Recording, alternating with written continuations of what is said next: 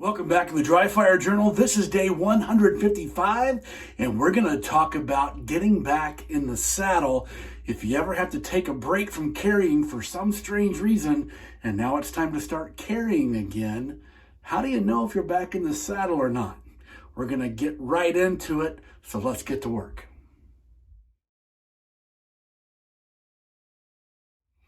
Welcome back, REDHAWK family. You can tell that my firearm is safe because of the barrel block. If you don't have a barrel block, go get yourself one. Go to blocksafety.com, BLOK safety.com. Enter the code REDHAWK at checkout. You get 15% off your order.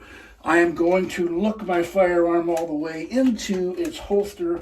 And the one thing I like about the barrel block, it helps me do that because it makes it just a little bit more difficult. So, I've been in bed for 2 days straight. I got whatever virus is going around, and it absolutely floored me. And so now I've got to get back in the saddle. Maybe you have to go on a business trip to a place where guns aren't allowed. Maybe you go on vacation to a different state or foreign country where guns aren't allowed. Maybe you get sick like I do. For whatever reason, you don't carry a gun for a few days. So you don't dry fire because you don't have a gun with you. So how do you get back in the saddle? Well, here's what I do. I set a part-time that is reasonable for me, and you'll have to pick whatever is reasonable for you. And then I have to do 10 of them cold with no warm-up whatsoever. And so here I go. I drew the firearm just a hair low. My red dot went about, I don't know, a quarter of an inch below where I wanted it to. And so that's good. Let's try it again. Here's number 2. I floated it high.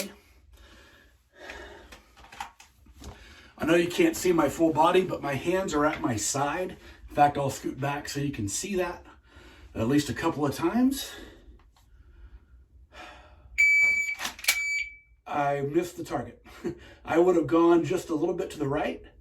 I was focusing more on time than I was on correctness. Let me try it again.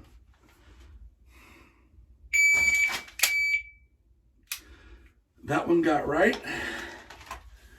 By the way, I'm not racking the slide because I'm using the double action trigger.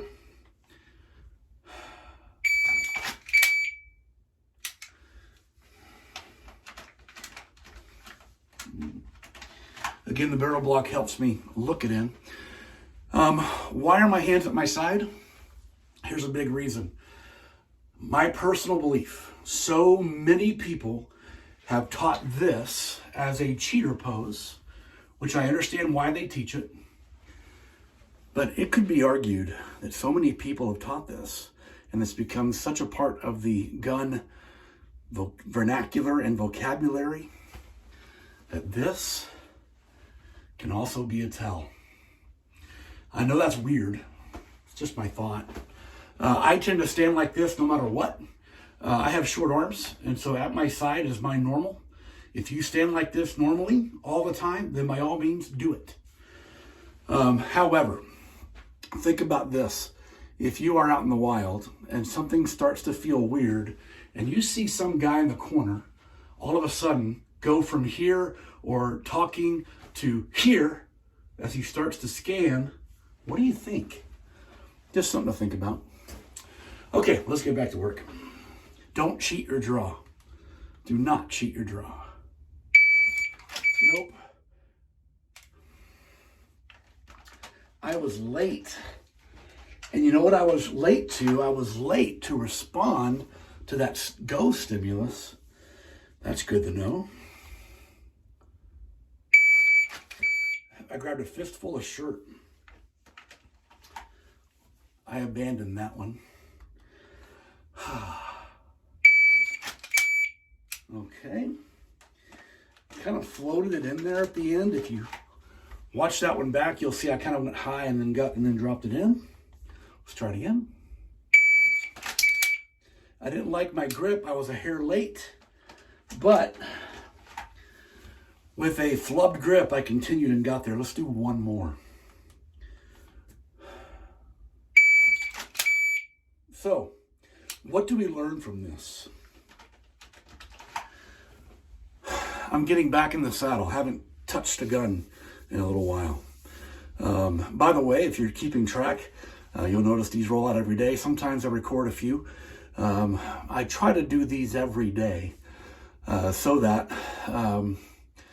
I'm doing this with you and doing this daily. So if you're still watching this, know that I'm in this fight with you. I've got to keep myself sharp. But I think it'd be false for me to, you can tell I'm having a hard time breathing.